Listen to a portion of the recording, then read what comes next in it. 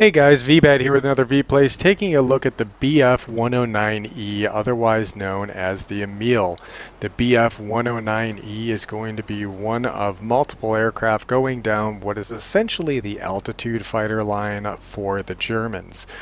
These aircraft like to sit at a higher altitude and engage aircraft that are caught out of their engagement envelope, similar to what we saw with the Mustang series and the I-210 and I-220.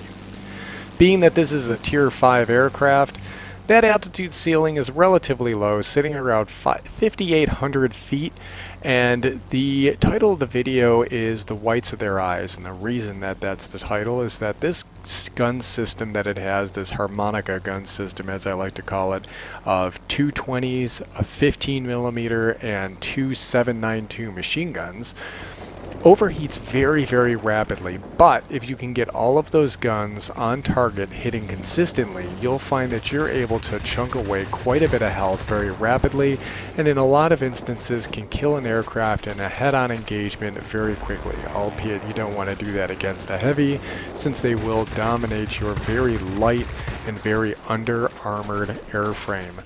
This aircraft does not have a lot of hit points as a virtue of its small size and relative nimbleness, at least for this altitude, so you'll find that you're going to need to pay attention to the engagements you get into.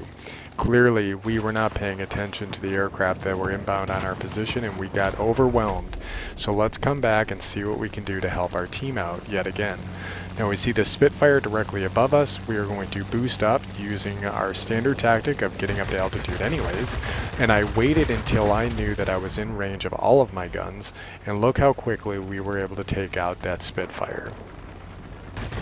I now see this Focke-Wulf. Now he is maneuvering, so I'm going to wait until he starts to slow his rolling maneuver and try to get all those guns on him a little bit more consistently. The nice thing about the 15mm located in the hub is while it overheats a little bit slower, it seems to still pump out damage while I'm trading away what's left of the 7.92. So if you've ever overheated a gun, you'll hear that they burp a little bit. 15mm burps a little bit more consistently.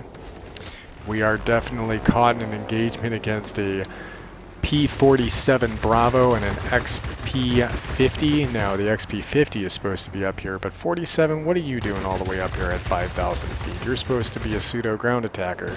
So I'm going to take advantage of the fact that he has lost his engine and control surfaces, and you'll see how much I'm bursting my shots, letting those guns cool back down.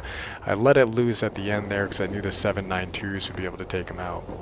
I see my ground attacker here has successfully taken the garrison, so I would like to keep him alive if I can, and my Zero is definitely hurting.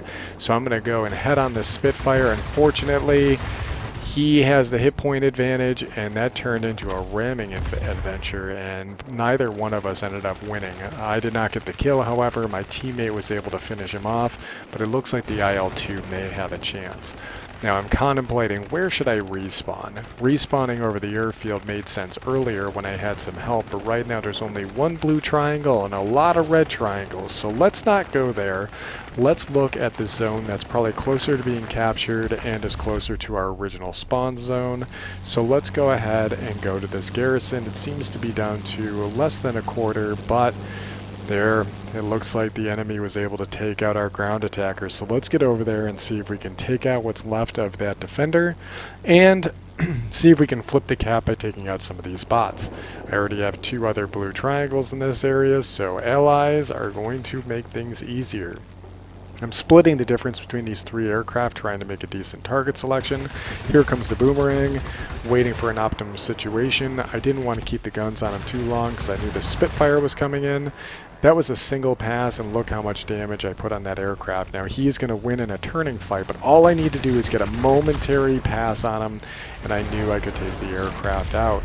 That's something to bear in mind. A lot of times if you were ever in an engagement with the P-51 where you needed to just get your nose around just so you could get some more damage on an enemy, and then found that the 50 cals just didn't have enough oomph to finish the target, these guns will have the oomph when you get them around for a head-on like that.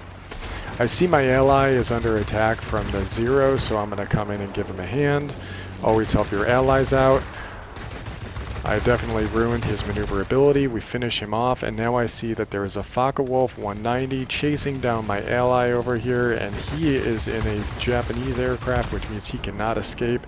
So I am glad I am able to help him, especially since the enemy is down to only 5 aircraft remaining in this invasion mode, and we have 1 site left to take. Now we've just lost our 2 respawns, which means whatever health I have left is all I'm going to be getting for the rest of the match. So let's try and spend it wisely. No ramming attacks here. We need to make sure that we can preserve the advantage that we currently have, waiting for our other teammates to respawn over at the airfield most likely, since they'll be closer to this zone. My ally is going for a head-on against the 47. 47 broke off. I am taking advantage of the situation using that heavy burst damage, and I have managed to cripple his aircraft. He fixed his wing, but he cannot fix his engine. I'm going to take advantage of the fact that I may be able to outpace him in this dive, and we'll take him out and remove him from the game for the rest of the fight. Now this Spitfire is climbing up to meet my ally, but look at this. How quickly we were able to eliminate that aircraft in a single pass. Thankfully, my ground attackers were able to complete taking the objective. That was a pretty decent result for us, and I am quite pleased. Now getting to the post-game stats screen, and we'll go over some of the modules as well. We had a pretty decent result all in all. I'd like to think that we were able to contribute to the win by helping defend some of our ally aircraft and take one of those garrisons. Although I will say we did not have the best showing early on in the battle, we were able to rack up a decent amount of kills, and we're the top performer on both teams when it came to personal points, as well as making #1 when it came to the ranking system in the game, albeit that's not the 100% accurate comparison. All that really matters is that your team won and that you were an effective player to be able to aid them in that endeavor. For the modules I have equipped on this aircraft, I have gone with the gun sight as well as engine tuning, and I've also opted for the radiator, which has become one of my new favorites as of late when it comes to an aircraft that relies heavily on engine power. And the gun setup is a little bit odd, like I mentioned before. You can opt for 3 20mm cannons, 2 in the wings and 1 in the hub, but the way that the 15mm behaves and the amount of damage increase you get from it, there's no reason not to take the 15mm. It seems to take a lot longer to overheat, it has a better range, and it performs quite admirably with the amount of damage it can pump out. And being that it is hub mounted, it's very consistent in its shot grouping, so I definitely suggest going with a 15mm, although it means you have just one more ammo type to deal with. And the 7.92s are more or less there to tickle away what's left of an enemy hit point pool. If you just about killed them, you can be able to finish him off. Now I've opted to put on universal ammo for the 15 as well as the 2 7.92s because it's relatively cheap for the 7.92s, and for a single 15mm, not too shabby.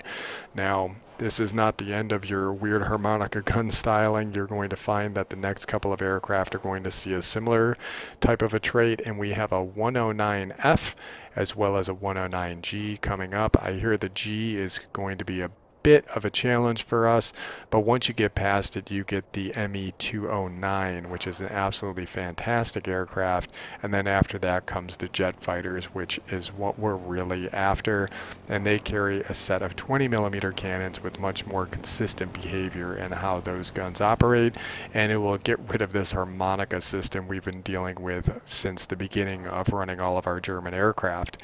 Hopefully you guys enjoyed the video and I've showed you what the 109 series can actually do. If you liked the video, as always, like, favorite, comment, subscribe, and if you didn't like what you saw, go ahead and let me know in the comments, and we'll see if we can adjust that and make it more attuned to your needs in the future. I'll see you guys on the next one.